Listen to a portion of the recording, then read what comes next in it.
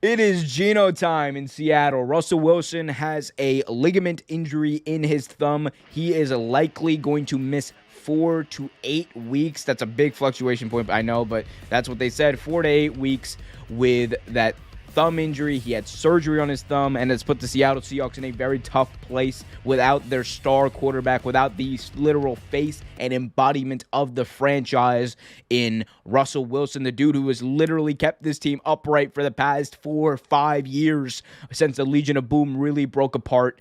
And Geno Smith is in. Geno Smith, former second-round pick with the New York Football Jets, comes in. He came in relief for Russell Wilson after he got injured on that play with Aaron Donald, and he played pretty well. He played pretty well in relief, on a short notice, obviously, and he ended up throwing that pick, but that was more so because the receiver fell down. I'm not going to read too much into that.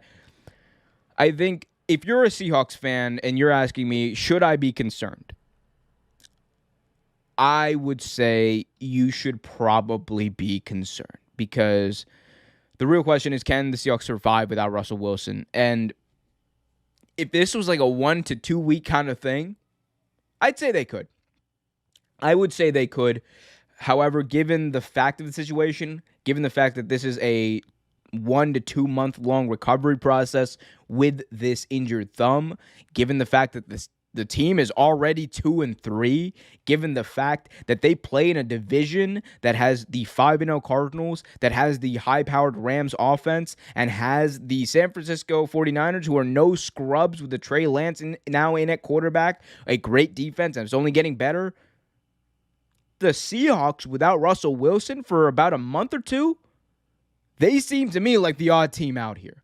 They seem to me like the odd team out who I don't think they're going to survive this, honestly, this season. Unless Russell Wilson comes back in, 3 weeks, maybe probably before he should, or at least tries to heal faster, whatever. Unless he comes back in 3 weeks, I don't think the Seahawks are going to survive this because they play in one of the toughest divisions in football. They don't have much outside of Russell Wilson, so Geno Smith by himself does not have too much to work with.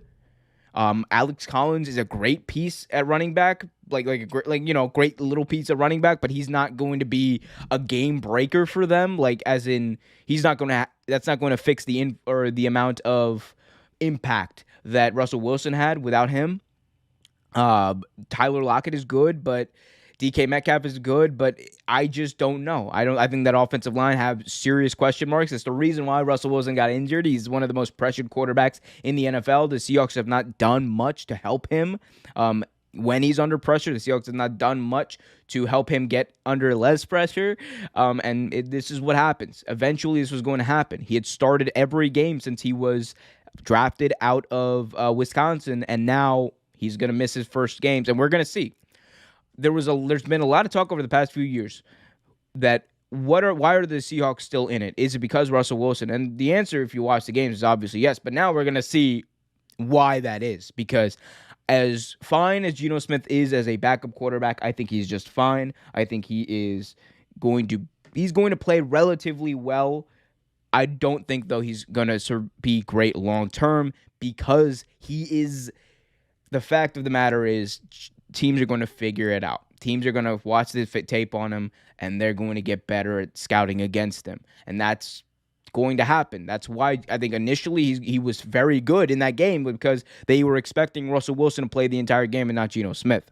So that was part of that. I don't think so. Like I said, Geno Smith not going to fill the gap.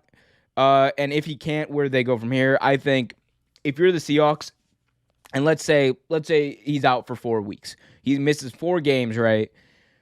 And then I don't know. You're 2-3 already. Let's say that you go 2-2. At that point, you'd be what, 4-5? That's not bad. But thing is, you go 1-3, then you're staring at what, 3-4, or 3-6, and then it just kind of goes down from there, doesn't it? It's just. That's the question. How many games can they win? Can they stay in games with Geno Smith? And honestly, what is not a good secondary? I don't care how much they're paying Jamal Adams. That Seahawks secondary was not is not really that good, especially this year. And you put on top of that, who are they playing over the next few weeks? They are playing the Pittsburgh Steelers, not a great football team, but a football team that, is coached tough. So it'll be a little bit of a tough outing. Always had a history of defense. They play the Saints the week after that, that's going to be a tough game.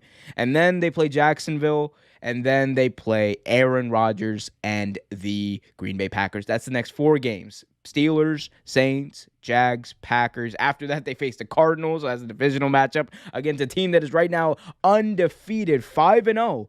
And it just goes from there. So, you could say maybe they beat Jacksonville. They might be in that game against Pittsburgh, but even Pittsburgh, they're looking to get back in that AFC North race.